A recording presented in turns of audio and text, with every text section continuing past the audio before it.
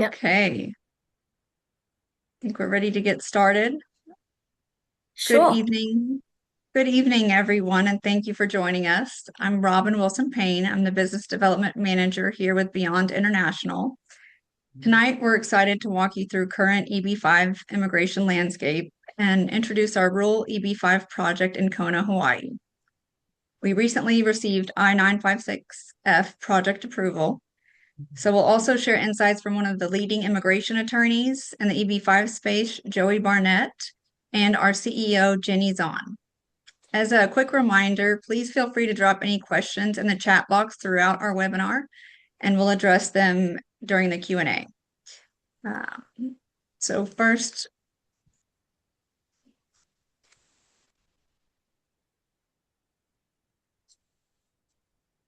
we'll go through a little bit of our project highlights from a recent trip to the investor project site. So some great footage we were able to obtain and shows our construction started, jobs created, I-956F approval. So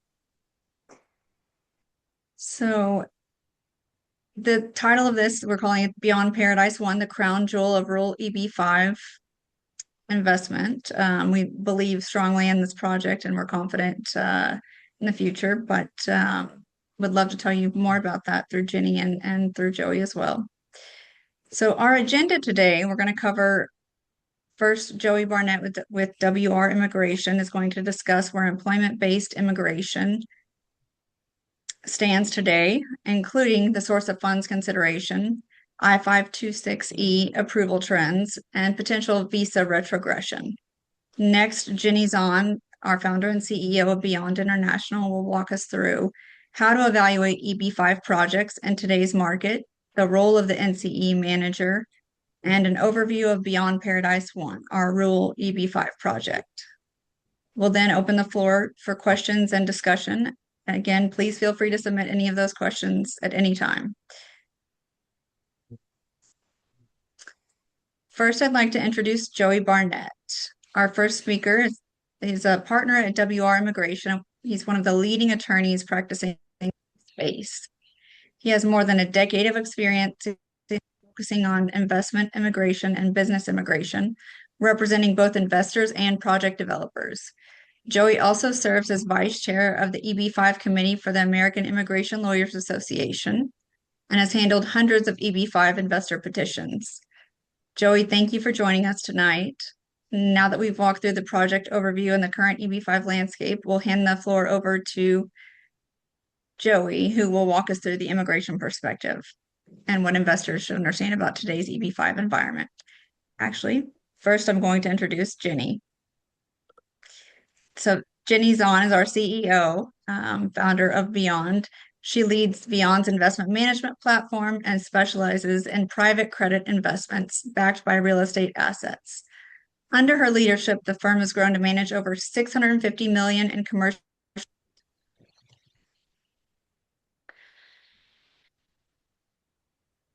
investments, and she's helped hundreds of investors obtain U.S. green cards through our EB-5 program. Jenny's also recognized in the EB-5 industry and has received awards from IIUSA, the leading EB-5 industry association.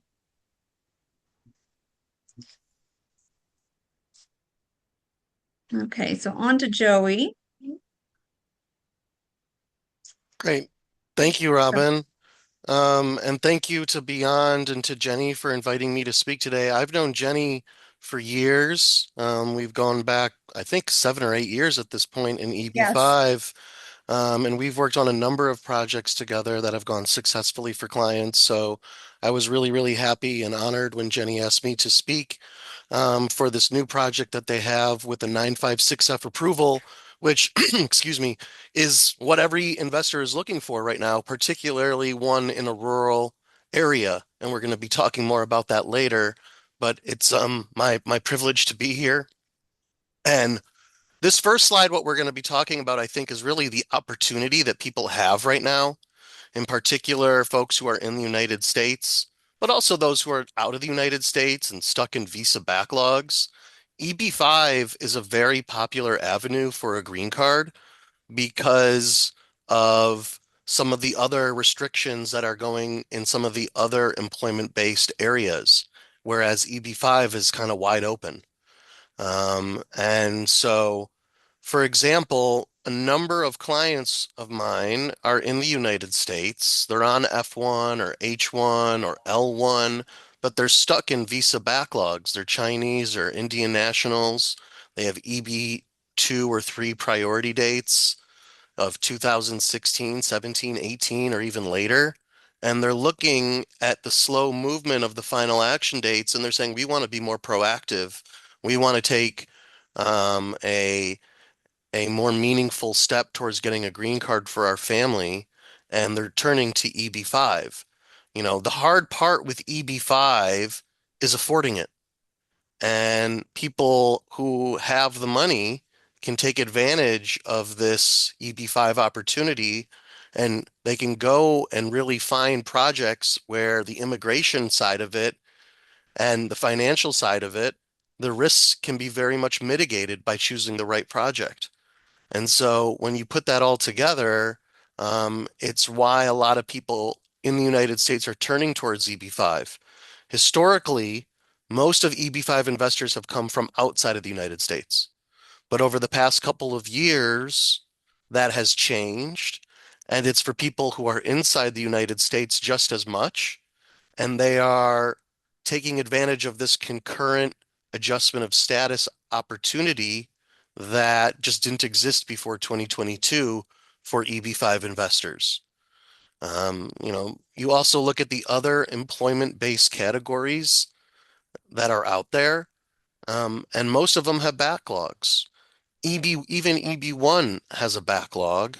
Yes, if you have an earlier EB-2 priority date and you get an EB-1 approval, you can port and try to, capture your earlier priority date. I get it. But the EB-1 eligibility is harder than ever. And there's a final merits determination, which is subjective, that is very hard to overcome. And if you're applying for EB-1, and you only have 3 of the 8 criteria, that's the minimum. I generally thought those were poor cases. You want at least 5 criteria, because without that, when you get to the final merits determination, it's hard to convince an adjudicator you're at the very top of your field. And so even EB-1, the past couple of years, I think that's become more popular. The scrutiny in those applications has gone up, and we're seeing a lot more denials in the EB-1 space and in the EB-2 NIW space than ever before. I don't know if it's because people were being a little bit more aggressive or maybe not filing well-prepared cases, but we're just seeing in general the denial rates have gone up.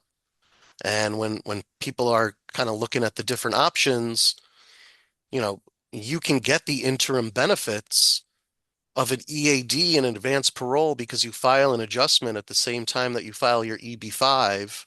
You don't get that with anything else right now, unless you're marrying a US citizen. And that is a huge benefit, in particular because it gives you a backup option in the event something were to happen with your underlying status. I have clients who have been in H for years, and they've gotten their I-140s approved and they can get their extensions, but they're also seeing the writing on the wall in the tech industry.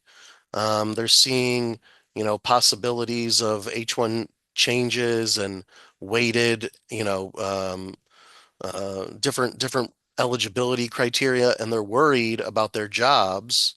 And the EB-5 gives them the path as a backup plan, because if something were to happen to their H status and they weren't able to find a transfer on day 61, they don't have to leave the country. They're not accruing unlawful presence if they filed EB-5 and adjustment of status. They're in a period of stay authorized by the Attorney General. And so for folks that have kids who are very young, toddlers who are US citizens, this gives them some peace of mind that if something were to happen with their job, well, they don't have to leave their US citizen children behind. Um, Now, one thing that we talk about a lot in EB-5 is the visa bulletin and retrogression and when you're going to be getting an actual green card. It is a very difficult thing to track because there's a lot of unknowns.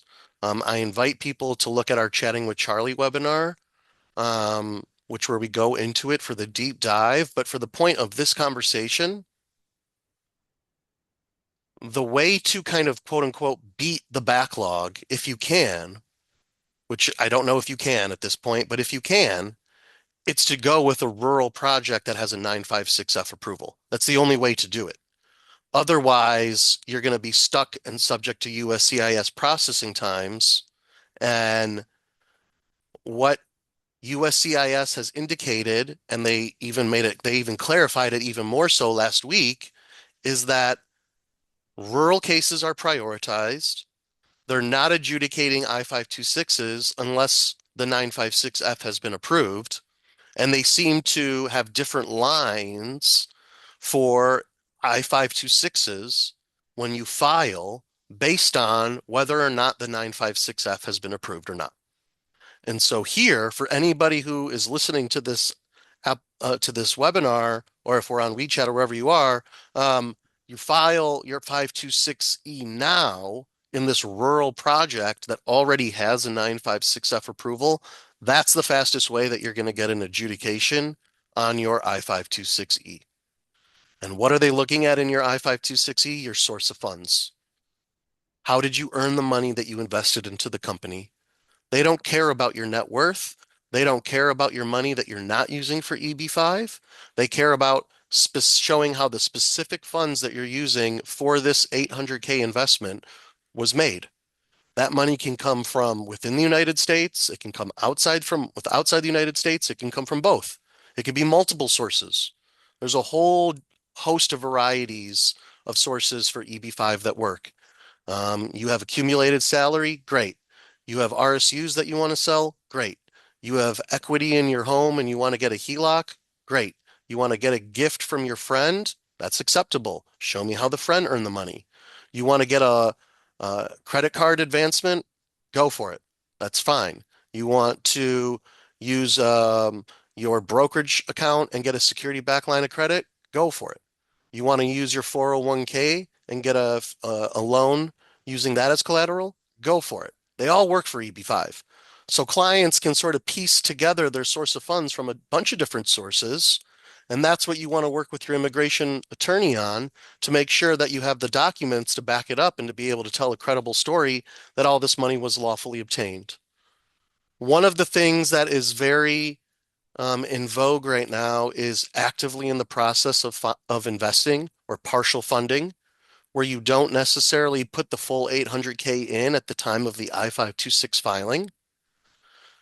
That is something that is written into the law, that is written into the regulations. It is acceptable, but people have been taking advantage of it and potentially abusing it and been filing skeleton cases or cases where the commitment of the capital doesn't come in quick enough and USCIS is pushing back on it. And so I'm advising folks that if you have the money now, to do the full investment now. You don't have to, but you need to talk with your immigration attorney and have a good strategy as to how you're going to show USCIS that you're eligible at the time of filing, even if you're not making the full investment at the time of filing. And so that's something that is becoming more popular. One, because of liquidity. Two, because people want to get their spots in projects. And three, just because they want to potentially make their money more productive, hold it on for longer, and not necessarily use it for EB-5 until they have to, which I understand. But you have to balance that against the immigration risk. So that's what I had. Oh, I just wanted to mention we are taking questions. So if anybody has questions on this stuff, you guys should put them in the chat or in the Q&A, and we can answer them. Before we move to the So next slide. here's a quick Oh, question for you, Joey, related yeah, to what you're talking about now. yep. So we know that we're seeing more I-526E denials than we've seen in the past, and that's kind of what you're mentioning with the source of funds. So what will your firm do? What would you do in that instance if that happens? If you were working with someone who gets a denial? Well, first I'll say I haven't gotten a denial on a case that I've put together from the beginning this decade, so I don't foresee that happening. Um, Mm. if It's it sneak and cheat. does, if it does happen, we are allowed to file a motion to reopen or a motion to reconsider and provide additional evidence.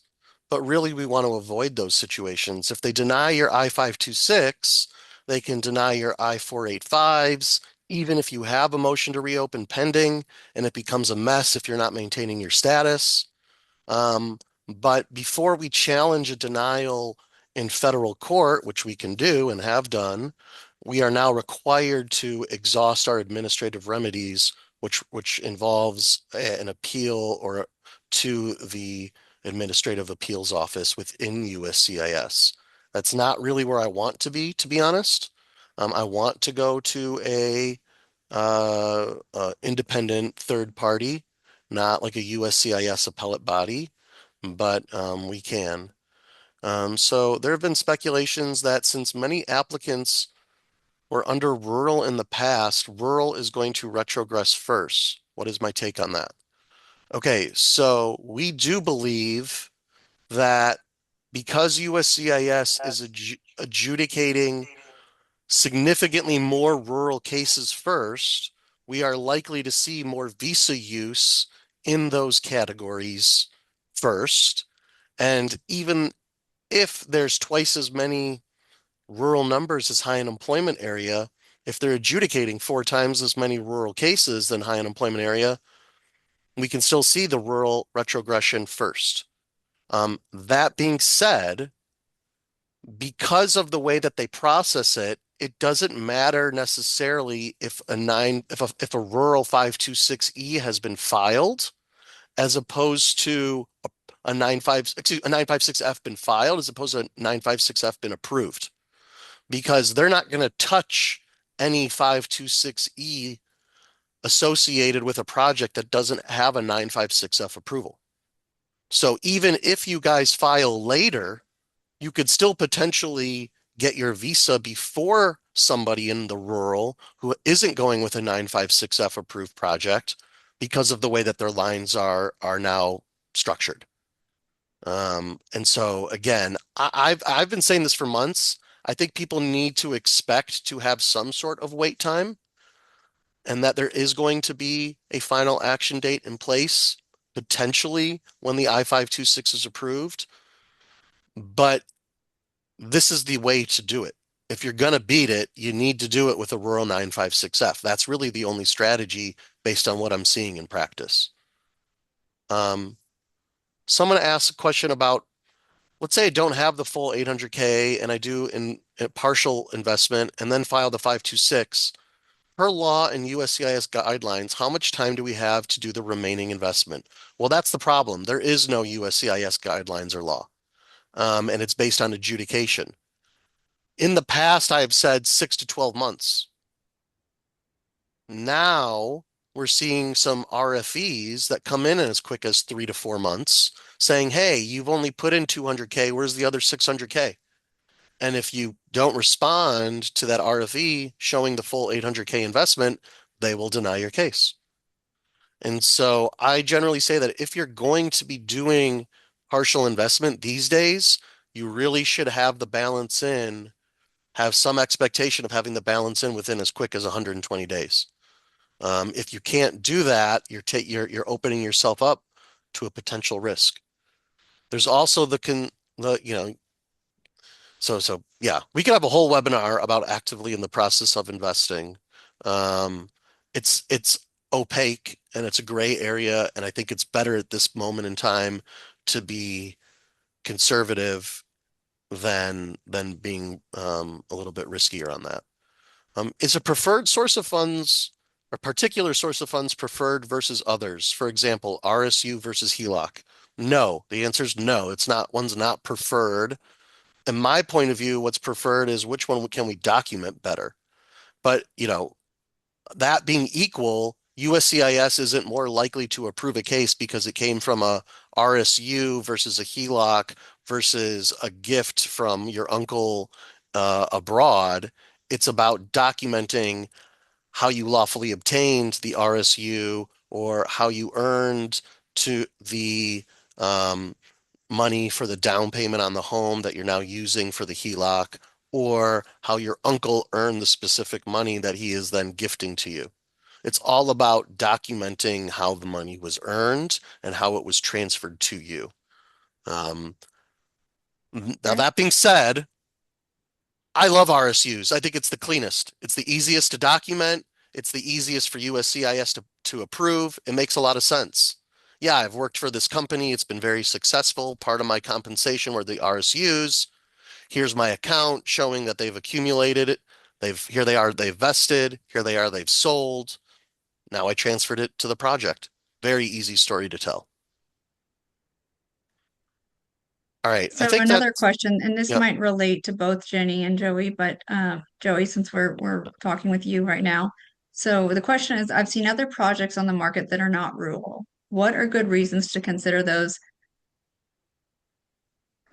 other than even if rural with I-956F approval is in favor? So what are the good reasons to consider those rural projects like this one? Um, Does that make sense? yeah, I have an answer. Jenny, do you want to take it first though?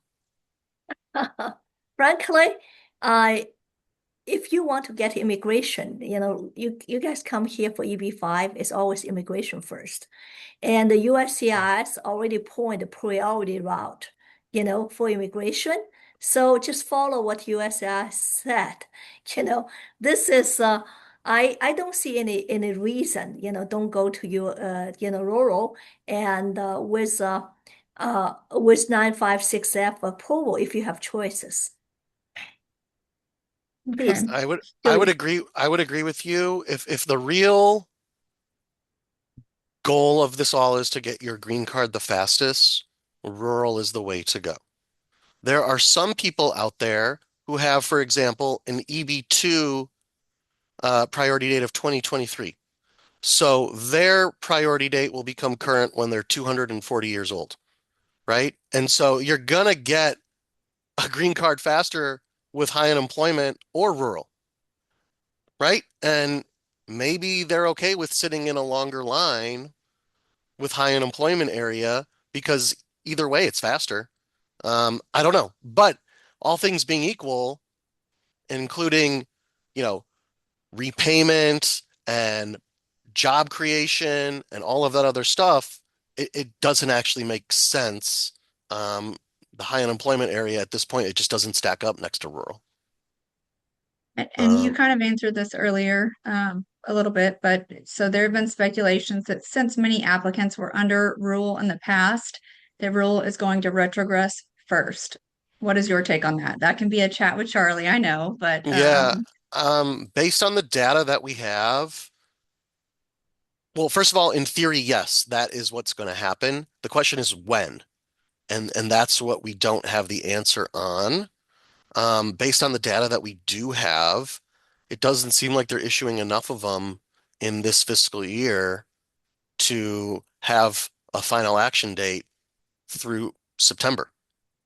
And then when the new fiscal year opens up in October, they'll have a whole host of new visas. So it really depends on how many visa numbers they issue and how many 526s they approved. I just don't have the data.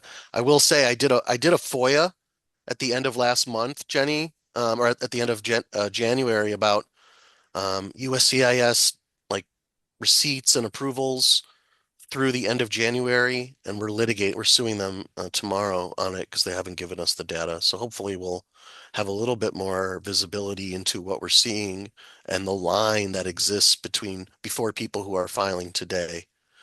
Oh, there's a great question here that I get every day, yes. multiple times. So if retrogression happens, the EAD card is not possible until it clears, right? No, that's incorrect. And that is such a common misconception. So when you file your adjustment of status, because it is current in the visa bulletin at the same time that you file for your EB-5, you are also eligible to file for an EAD and for an advanced parole. Those are interim benefits that you get while the adjustment is pending. those come in no matter what project you go with, no matter what happens with retrogression after you file, because you have a pending adjustment of status.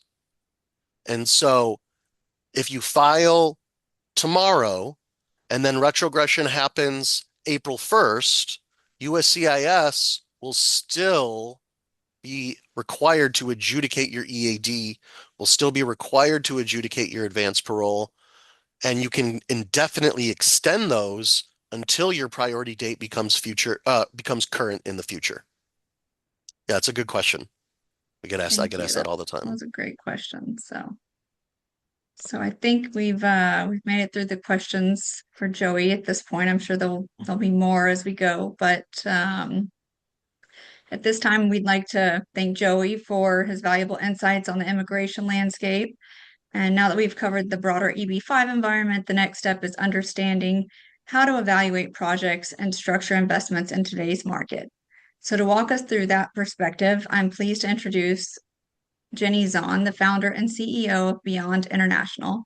Jenny will walk us through how to evaluate a rural EB-5 project in today's market, the importance of the NCE manager's role, and an overview of Beyond Paradise One, our project in Kona, Hawaii.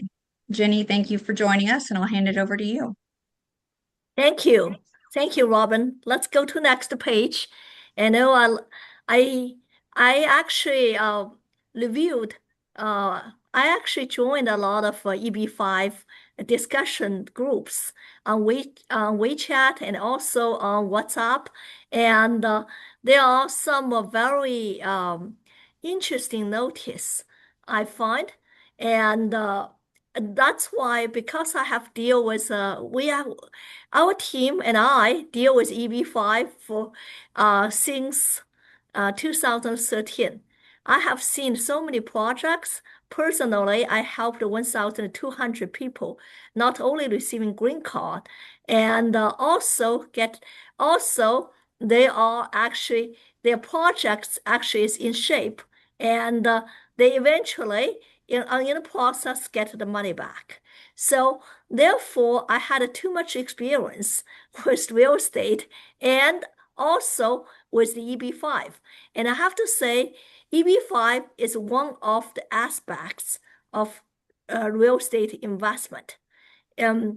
EB-5 is important source of real estate investment, but very unfortunately, after so much real estate fundraising investment, I have to say, from a real estate investment perspective, especially from a JCE developer perspective, EB-5 capital is not a preferred capital source, especially for, very experienced, very very equipped developers. Why? Because EB-5 is regarded as highly regulated and constrained. So it is related to immigration. The major developers usually have tried, but think it's too much trouble for them. And also the EB-5 capital lack of continuity and predictability. This is also true because thinking about if you're raising the EB-5 money, you are developing a project that requires $200 million, and EB-5 money comes in one by one, and the EB-5 rule changes all the time. So sometimes rural in favor, and it used to be a lot of developers develop in the cities. So their project, because of rural project change, so it is very unpredictable. So if the projects only rely on EB-5 money and the continuity, predictability becomes an issue, it's really hurting EB-5 projects. So therefore, if any sponsor comes to you only can raising EB-5 money, it will be very challenging. Now, in order to get a good project, and usually it requires you have the ability not only raise EB-5 money, but also you can raising other alternative capital as well. Now, EB-5 capital also means you have to deal with individual directly, and an individual have a lot of issue. Some of the one want to do installment, put $300,000 come in, and 800,000 ready. From individual perspective, immigration perspective, and we probably have shared a different view, shared a different priority, but project perspective, it wants to be, and the money can be arrived directly, and they want the money have to come in on time, on schedule. That requires a lot of capability for alternative capitals. Now, that makes anyone in charge of raising capital, manage capitals, have to have extra skills.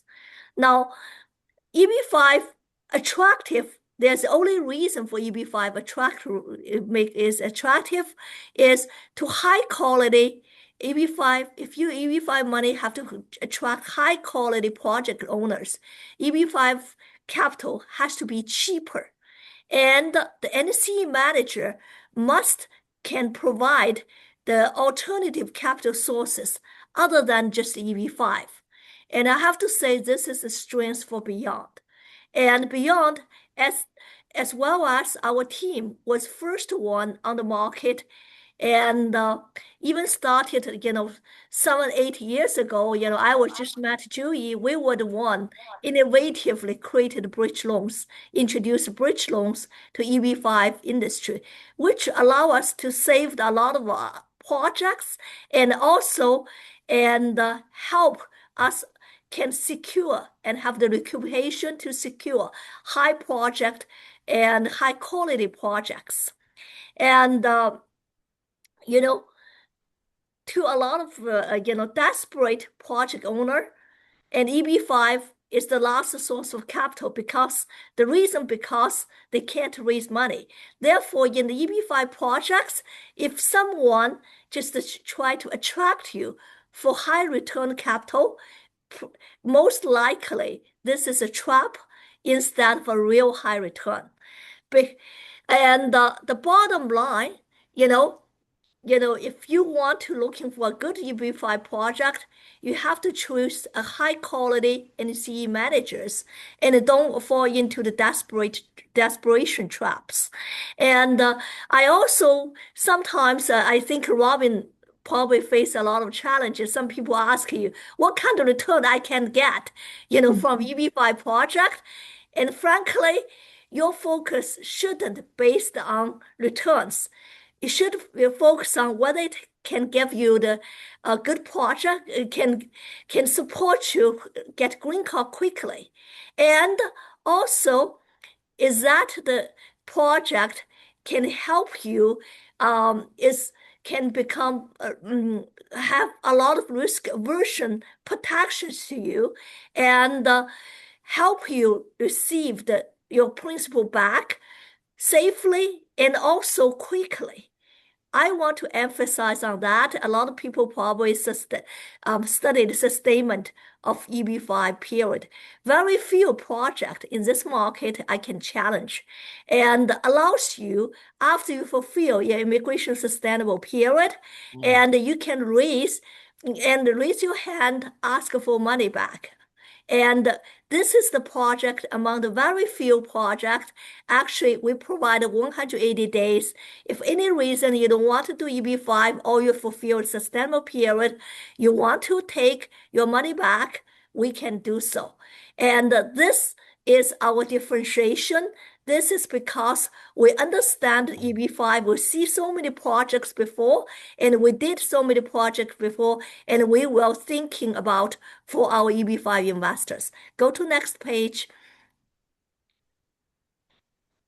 And we are not just an NCE manager, EB-5 NCE manager. We are real estate investors, and real estate investment company. We have dealt with over 650 million real estate investment before, and we realize when I look at through a lot of posts, social media posts, I find a lot of people don't understand what is real estate risk. I think if you can Google and using AI to ask the questions like commercial real estate risk by types, and I bet you a lot of AI will give you the similar answer like I did show you today. And it is true for real estate development, real estate type actually composed about more than 50% of risk. Some of the real estate property type actually naturally have more risk over others, riskier than others. For example, the highest risk items is so-called speculative development. Those commercial real estate doesn't have any pre-leasing, and it considered, for example, like the real estate built for museum, built for the like a golf course, naturally, or snow skiing sites, and you can't do any pre-leasing. And this is what we call speculative development. Actually, naturally pose risk over others. And in that category, hotel and hospitality is in the similar category. Why?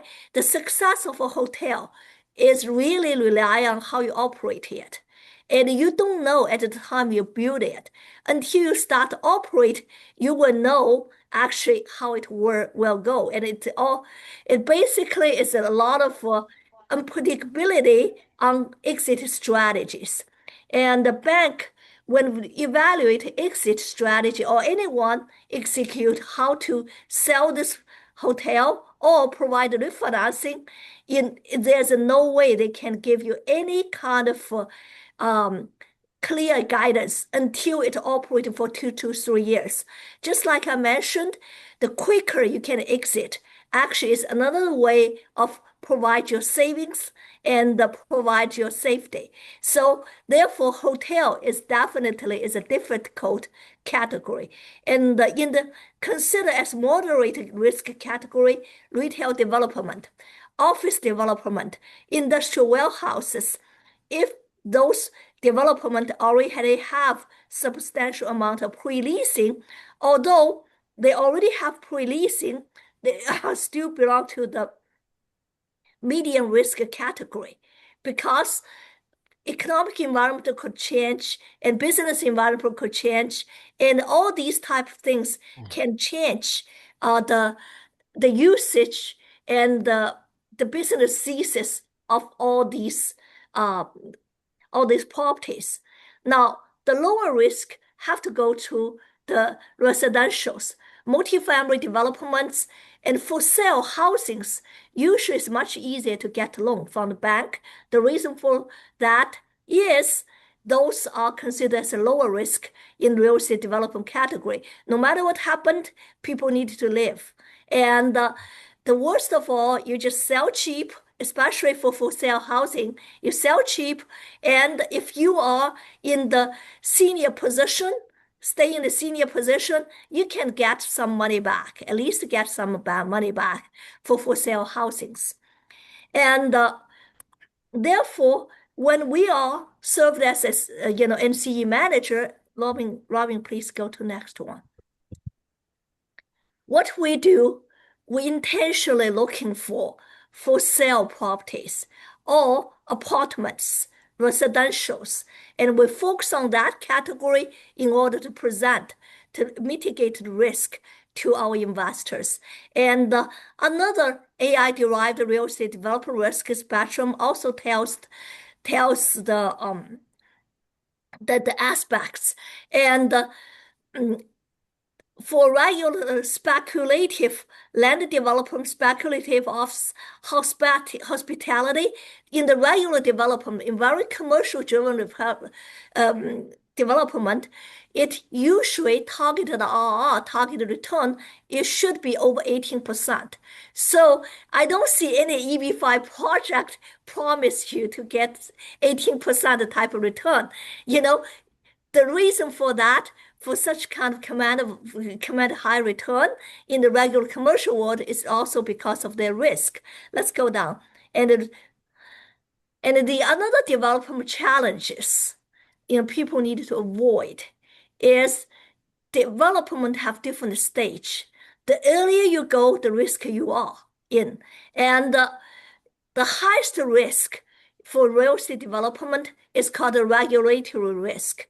And in the project selections, you have to totally avoid this type of risk and pick projects fully entitled and under construction can help you jump through major regulation risks because any projects can do construction, can start it, especially the project already passed 956F, and if it will present USCIS, the opening, it is all the permits allow it to be under construction.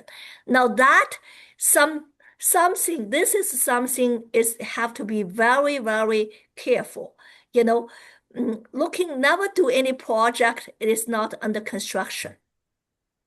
And the other risk, we commonly see that is projects requires, of course, a lot of development is under construction, and the construction itself is risk. And for any responsible and capable NCE manager will always ask project have completion guarantee and maximum cost guarantee. This is very common for construction projects, very common for real estate investment manager to ask for this. And check if your project actually has that. Let's go to next. I'm sorry, Robin, let's go back a little bit. Oh. Let's just go back to the last page. I need to talk about two relative lower risk. And I'm sorry, the next one. The next one after this one. This yeah. one. Okay. Financial risk. Robin, you jumped a little bit quick.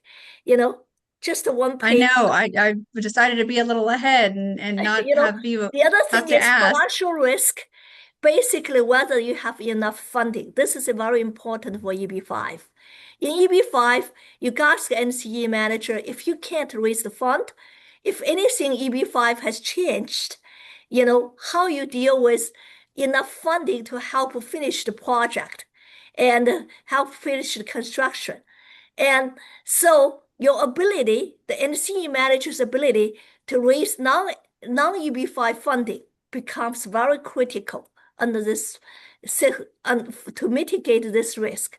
Another risk, of course, I will feel it's a much lower level because when you face this risk, that means you probably already get green card. The project is finished.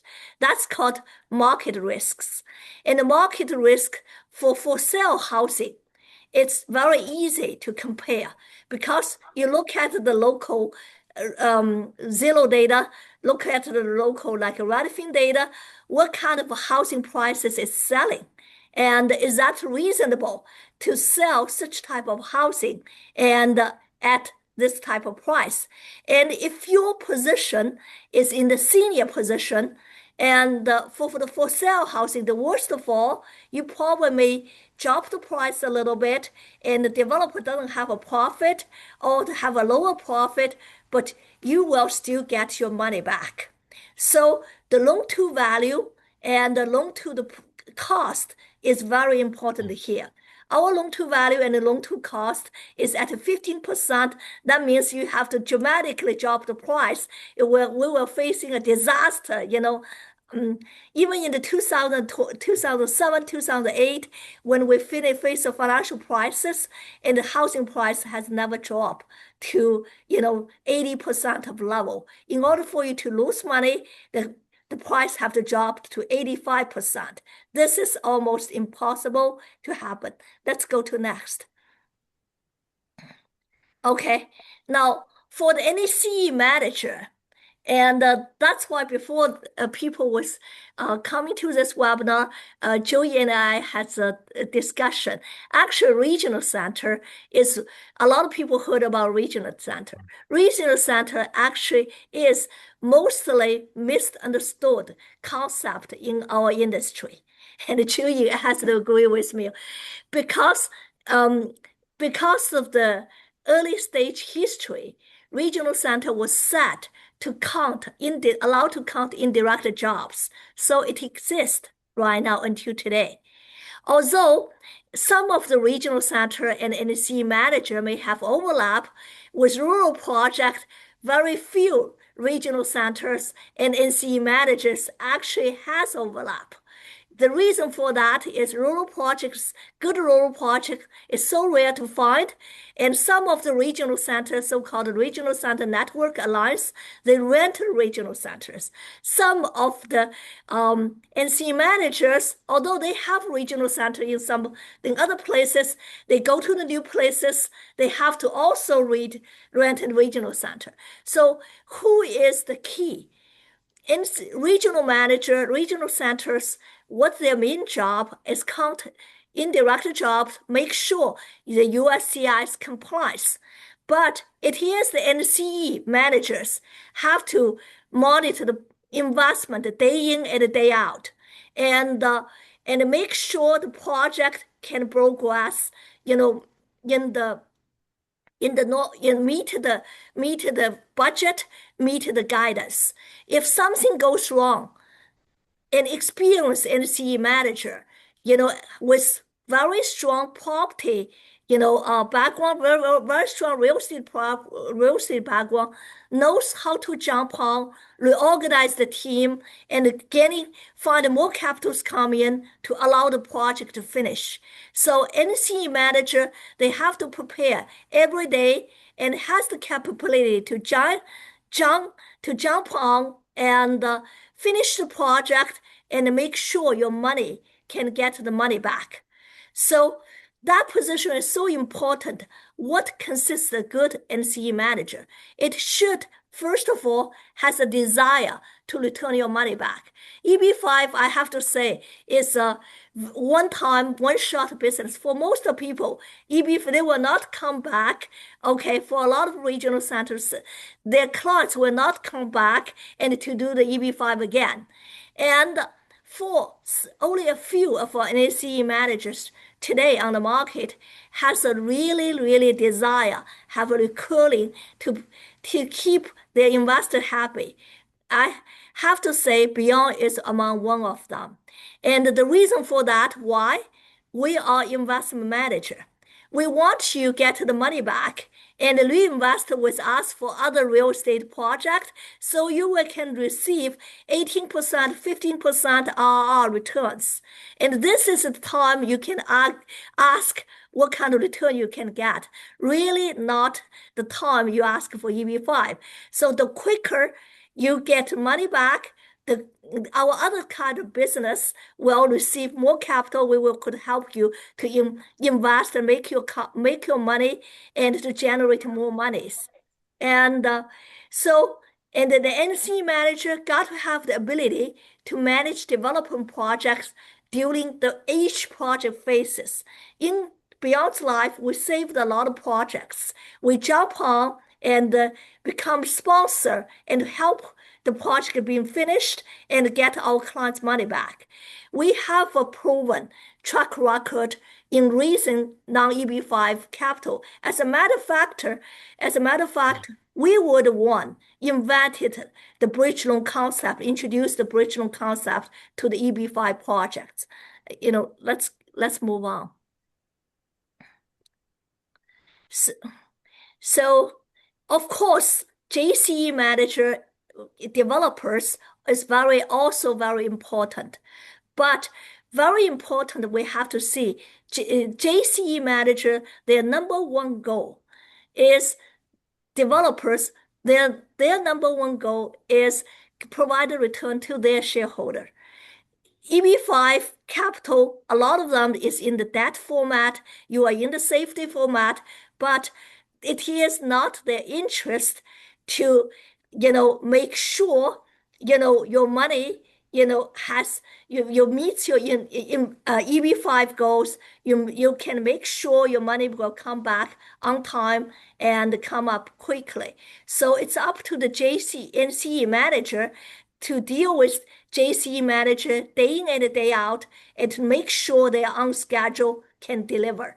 So, and JCE, of course, we needed to pick JCE manager, has a strong track record developing similar projects and in a similar region. And also for beyond for us, because our naturally built interest to the investors and we are looking for the JCE managers is willing to accept completion guarantee and a maximum cost guarantee. I know it's hard to get, and it is our it is our responsibility and our capability could ask those developers to provide those guarantees. Now, also I have to talk about the different capital stack here, and a lot of people, are busy check track record for regional center and CE manager. Really forgot each projects are different and their types are different. Your capital stack are very, very different, you know, and for safety purpose, the best investment is senior loan. This is especially true, for rural project. Usually city project, developers can easily get funding, bank funding, and all these funding. They usually go to senior position. For rural project, our opportunity opened for senior loans and for the what means senior loans, when any money comes in, return comes in, it should satisfy the senior position. That's the money last in and first out. So for senior loan, although it doesn't have a good high return, it is make sure you get first batch of money comes in. It Robin, let's go to next page. Therefore, it is the safest money in any real estate development. Let's go to previous one. Robin, you just passed. Oh yeah, this is the NCE manager position. Now, beyond NCE management company, we actually have managed about 650 million in professional commercial real estate investment under our management. We have supported over 1,200 families through immigration programs since 2014. For this specific project, we have committed over $20 million bridge loan. Stand by whenever, lack of continuity in EB-5 flow, our money can come in and make sure the project will be underway and will finish on time and on schedule. And also at the same time, we created a job advance over the EB-5 money. Yeah, let's go to next one. So therefore, our project right now already created over 100 jobs. And in order for us, we actually added extra capital protection for EB-5 investors.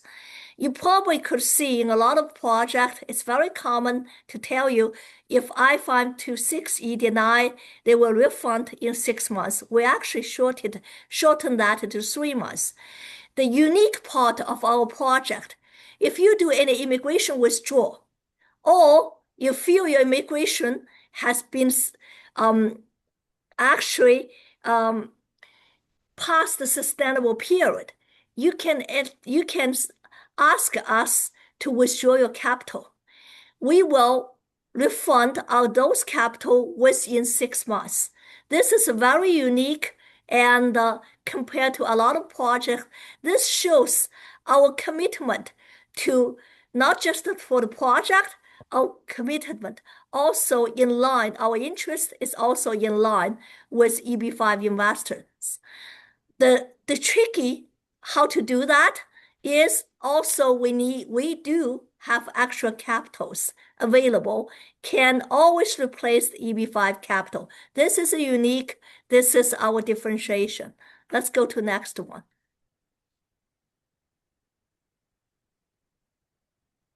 Now, people talking about where's your project located. This is the project I waited for 9 months. Joey probably know that every time I go to EB-5 conference, always chased by the project developers, and they want us to take a look at a project and want to take on the project. We are very selective in picking projects, and this is a project I waited for 9 months and have a tough negotiation. The reason for why? Because the location is so special. You guys have already heard about what's important for real estate: location, location, location, right? And for rural project, this is very rare. This is located in Kona and Big Island, Hawaii. If the world's most renowned, uh, resort area in the United States, travel area in the United States, no area can beat Hawaii. And for those, for this project is townhomes projects for sale houses. Like I mentioned before, for sale is the best, lowest risk in real estate category. And the developer has 70 years history and has developed billions projects before, especially in the Hawaii area. And they are so well known and so well funded. So I have to show them we can provide the continuity of capital, and in order for the project to finish, in order to get this project, I have to prove myself multiple times, and in order to negotiate for completion guarantees. And this project is also competitively priced in a luxury resort zone townhome area. This resort area is only located half an hour from international airport. How popular the resort is, you can just check how closer it is, how closer it is to an international airport. Okay, and the project itself, in the first phase of this project, we only have 30 EB-5 slots. 15 of them already been committed or even funded, and most of them already been funded. So only 15 slots is available. And that position is in a senior collateralized first priority position, like I mentioned. There's no chance you will lose all the money for this project. And because it's in the senior position and the loan to cost is only 15%, how you can lose money in that kind of situation? Let's go to the next one. And this is a townhome project, 120 townhome project. It's much easier to build a townhome and then build a large high-rise project. And even low-rise, 8-story buildings will be more difficult than the building a townhome project. And a townhome usually build 5 to 6 altogether, and you can sell it immediately after those are built. So let's go to next one. And like I mentioned, the project is senior first lien and collateralized position. This is an oceanfront resort, but sold individually with a prime location. And the townhome is well priced in around like 1.5 million to $2 million range, 1.2 million to 1.7 million for the first phases, and price is likely to increase. And even before we started the pre-sale, there are a lot of interest actually already started pushing the price to go high. And this is a high demand market, and we have ample job creations. We also could show our investors we received multiple guarantees on this project. And it is from experienced regional center and developers. For the regional center itself, we have returned about 190 million in EB-5 projects. Let's go to the next one. And the capital stack you can see EB-5 capital not only is only states about 13, less than 15%, 13.7%, and it is also it's in a senior position. Let's go to next one. This is what I'm talking about. We do have the senior lien collateral position. We have not only pledged senior position, and also we have filed a UCC statement to make sure no one can be in front of us. And we also have the very clear ownership certificate at the right side. This is, by the way, this is open. Anyone could ask. We can show you the copy of all these documents. Let's go to next one. In addition to that, we ask the developer to provide a completion guarantee and maximum cost guarantee. And for this, I negotiated about 6 months just for those two guarantees. Let's go to next. And the developer is in this area, in this Kona area, there was only 3 resorts were approved in last 45 years. And our current one is building is the number 3. The last two in this, the last 2 resort was, was also built by the same developers. We are actually currently work with us, the Water Capital Group. And all these 2 resorts are well received, and their price, at least some of the price, at least tripled or quadrupled since it was built.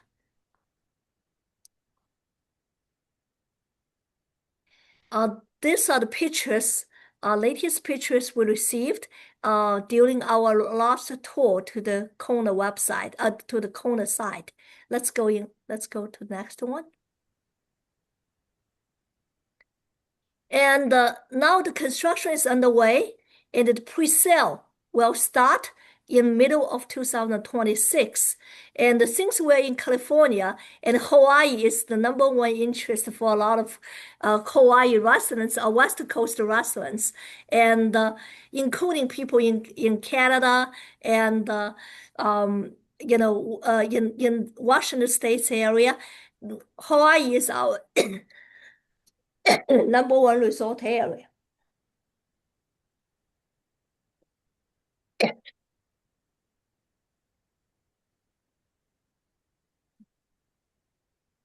We already see the interest from our investment clients on this project. We also, beyond, also actually secured some first 17 houses for under the request of our investors. Please go to next one. I think I can open the chat room. If anyone has questions, feel free to ask here. I already see questions. Thank you so much, Jenny. I know we all need a little water after talking for a while, Yeah, but a little bit hot. But thank you everyone again for joining us this evening. And if you have any remaining questions, please do put that in the chat box.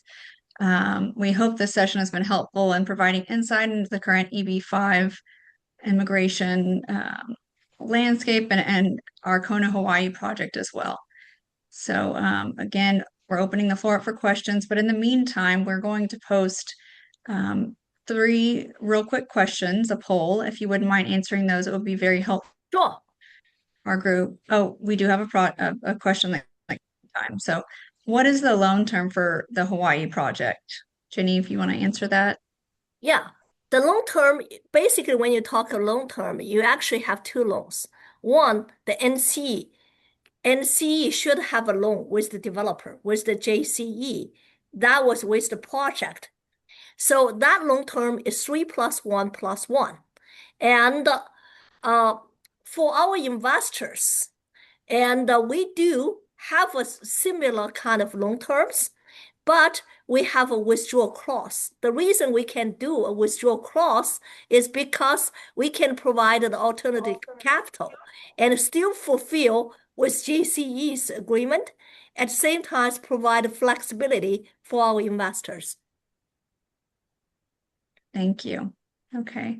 So everyone will be receiving an email from our team tomorrow following the recording of the webinar and a link to excellent marketing and project materials. So before we finish, we would also like to invite you to join our growing LinkedIn group. We've just created EB-5 Investor Community, Immigration and Investment, where we're going to share market updates, immigration insights, and discussions around EB-5 due diligence. So hopefully Joey will join. Yeah. Of course. Anyone have question on EB-5 or want to discuss what's the good real estate investment project? I would be very happy to join it, to come into the group. I would be very happy to answer those questions personally.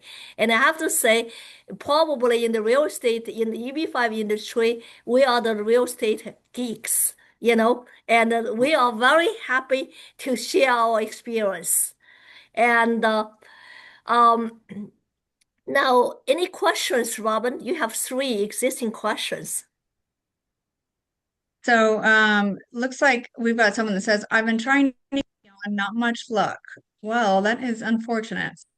I don't think you try if you just try to attach regional centers, actually bark on the wrong tree, because regional centers, like I mentioned before, what's their job is make sure it's comply with USCIS and make sure its indirect job is created. And if you want to talk to them, I can call them and get it together. And the key, who manage your capital, doing the day-to-day jobs, and make sure jobs are created, especially after I-956F stage, your burden, your money back, your job created, and this burden goes to one person, one group of manager. That's the NCA manager. This is me in front of you. I could share you with a lot of experience, how to make sure it happened, why those mistakes were made before, not from us, from what we saw on the market. And we'll definitely get in touch with you and make sure that that we are, able to answer any questions you might have and able to facilitate answers from the regional center as well. So so it looks like there's a question. Are there any opportunities to get equity in the real estate investment instead of money back as an alternative option? Well, if you don't want to, first of all, you want to go to real estate investment equity, there are plenty of choices in the market. A lot of great projects don't have the restriction of EB-5 and can generate a return. And I can share with you our experience. Some of our project, our return was 70% in 2 years, but definitely can't be EB-5 project. It's too risky. I won't suggest you to go that. And, that therefore, get money back. I would be, that would be number one goal for EB-5 investor, because your capital is inferior. It's under so much restrictions, and no reasonable, developers will give you high return, and a good developers, what they will prefer to do is, because they utilize at one period relatively cheap capital to help them build the project done. So it's unreasonable to thinking about EB-5 equity have big returns. And if you want to have the money come in and always invest there, I do think some of the investors are actually very smart and ask me one questions. If the EB-5, they want to put the money in EB-5 project after sustainable period, can you adjust and turn those money into equity, stay in the project. I said, welcome. Let me know when you achieve your EB-5 goal, because we provide an option. You can withdraw from EB-5 project, and there are so many choices. At that time, I can find a much better return for you. Okay. Another question, how much time to get partial investment options? How much time is required for partial investments? Um, I don't know if I really understand the question. I mean, So probably for Jenny, I think for anybody who's investing, who's doing a partial investment option, how much time do they have to get their full investment in? First of all, like Joey said, this is the USCIS picking period. Ideally, you get all the money in. If you can't, I understand people have different choices, different return choices. If you, let's say you have a CD, pays 5%, EB-5, probably only 1% or even lower kind of return, very low returns, and you want to stay your CD longer. First of all, make sure, find an attorneys, experts like Julie, and make sure all the documents will explain that, make it ready, all the source of fund has been explained. Okay. And when USCIS adjudications find you, they send IV to you and make sure whatever happened, send the money as soon as possible. So this probably, like Julie mentioned, you know, um, you have to make sure within 120 days the money have to be there. Or whenever USCIS called you, you have to put the money in. Okay. Do you accept self-directed IRA? Uh, That we might be a Joey. we accept all the legal money. Yes. Self-directed IRA is a legal money. Yep, USCIS is approving that. Yeah. Okay, a few more questions. We're getting questions from different avenues here, so. Are there Yeah. any hidden or admin fees for EB-5 investors other than the 800,000 required investment for rural projects? If yes, how much is that for the Hawaii project? For the people come from internet, directly come to us, we actually don't charge administration fees. There are certain processing filing fees. Of course, you need to pay attorney fee. You need to pay USCIS fees. You need to pay some fees like to prove third party have to give you a certificate to prove you are accredited investors.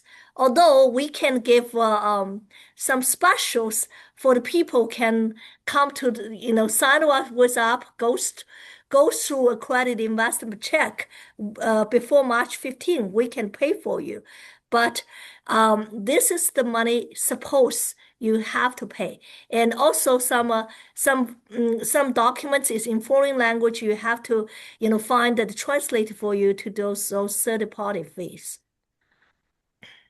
Okay. Looks like we've got one more question. I know you mentioned, Jenny, we've had 15 people confirm. The question is, how many of the EB-5 investors have submitted their application and have any of them received combo cards?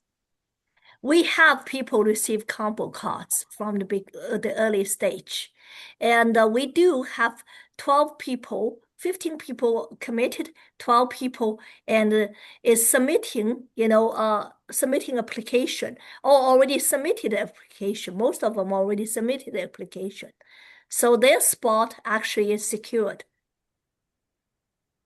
Perfect. So do we have any final closing thoughts from each of you? Joey first. My closing thought would be now is the time to do this. You should be trying to take advantage of the opportunity now. While there are spots open for the project with 956F approval, I'm happy to help, and we can get your source of funds and adjustment of status and everything ready, but you really have to start making moves if this is something that you want to do. Now is the time.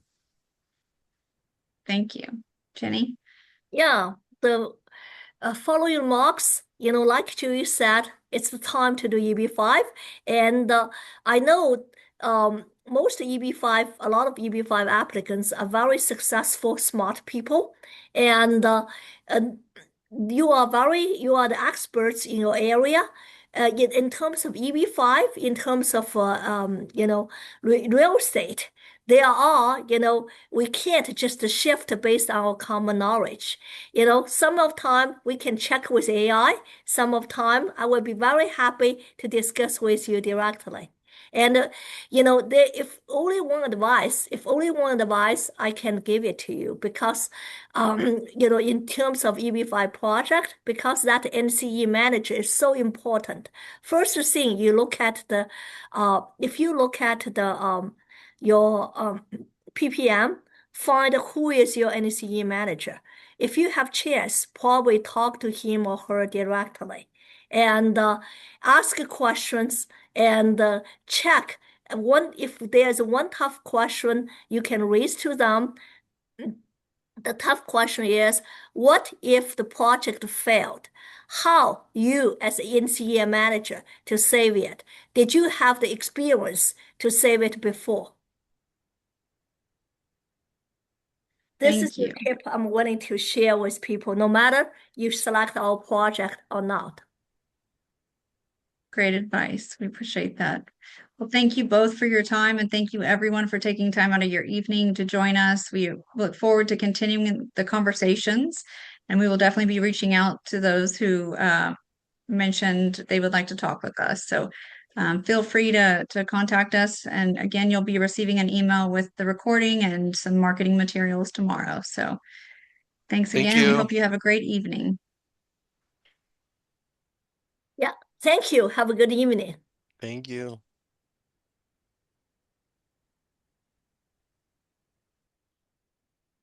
Nice.